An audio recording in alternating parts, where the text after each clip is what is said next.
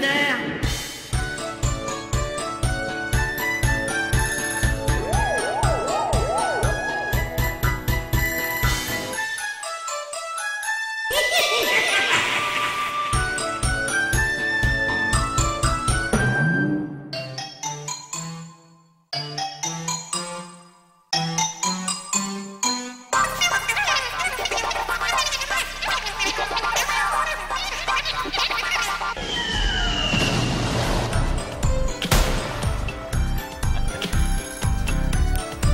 Ça. Hey! Plus je gratte, plus ça pique. Voilà. Et comment voulez-vous que je suive la chronique à Guise? Ah, Julien, Alors. comment ça va? Ouais, ça- J'avoue que là, la barre est haute. La barre est On haute. a un peu préparé quelque chose. J'ai un peu préparé quelque Hey, chose. Julien, J'ai mis une t'as- note. t'as- Imprimer une feuille que t'as écrite toi-même, c'est déjà pas pire. Eh oh, j'ai fait l'encre, j'ai fait le papier. Hey, Julien, t'en souviens-tu de la fois où ce que Tommy était pas là? Je pense que je pourrais difficilement l'oublier. C'est le fun, hein? Alors voilà, je regarde là. Salut les capotés, non? Pas de suite. Pas de suite? Qu'est-ce qui se passe? Salut les capotés! Alors... Guise! Eh oui, Guise. C'est ça. Alors, il m'arrive parfois de faire une chronique dans laquelle je parle. C'est la première fois moi, que je viens puis qu'il y a deux caméras pour vrai. Il y a toujours eu une caméra avant. 2 fois plus de caméras, 2 fois plus de Donc, confusion. C'est arrivé souvent que je viens ici puis que je fais une chronique dans laquelle je parle de réalisateurs de films qui feraient des films hypothétiques de bande dessinée. Parce que bon, il y a beaucoup de films sur les bandes dessinées, hein, Batman, j'ai aucun autre exemple. Puis c'est ça, puis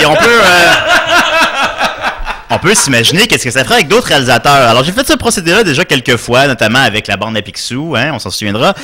Mais c'est toujours des réalisateurs contemporains ou des réalisateurs mythiques, là, Sergio Leone, je sais pas quoi.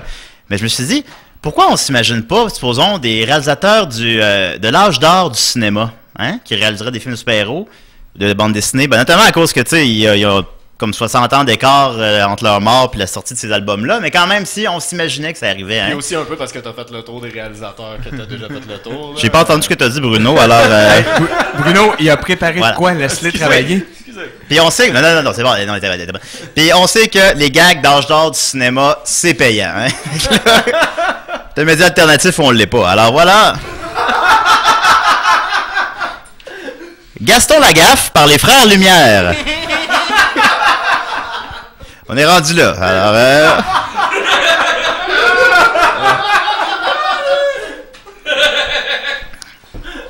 dans un plan... Oui. Non, ça va. Dans un plan séquence en noir et blanc de 57 secondes, on voit Gaston manger... on voit Gaston Lagaffe manger sa soupe en regardant la caméra. La critique fut dithyrambique. Les spectateurs, complètement ébahis par ce spectacle inusité, firent une émeute et s'empressèrent de dépenser plusieurs fois 5 cents pour voir encore et encore cette épopée magistrale.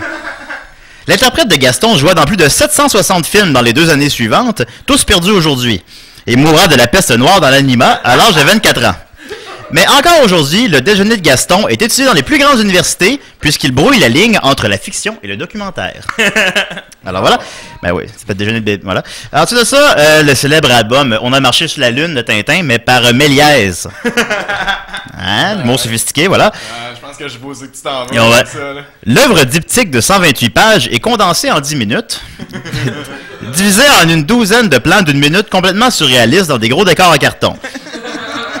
Le célèbre reporter à la houppette est interprété par Méliès lui-même, malgré l'absence totale de ressemblance physique. Et il passe essentiellement son temps à sauter sur place de même, comme... pendant 1 minute. Là, ça voilà. C'est ça que quand je fais de l'humour physique. Ouais, ou sinon, ben, il apparaît puis il disparaît dans la boucane. Là. Voilà. Il inspira quelques clips de Smashing Pumpkins à l'époque où les clips jouaient à Musique Plus. Ensuite de ça, Achille Talon par Charlie Chaplin. Dans un choix créatif difficilement justifiable, le roi du muet décida d'adapter l'œuvre du roi du parlant. Les très nombreux intertitres terriblement longs à lire ralentissent énormément l'œuvre.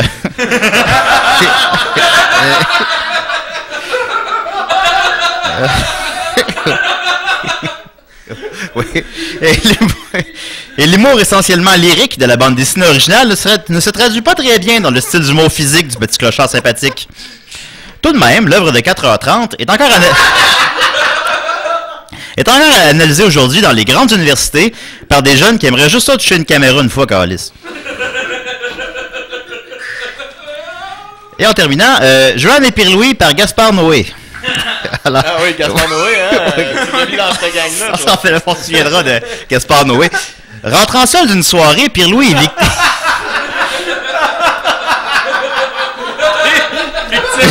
d'un atroce viol. Pierre-Louis est victime d'un insoutenable viol.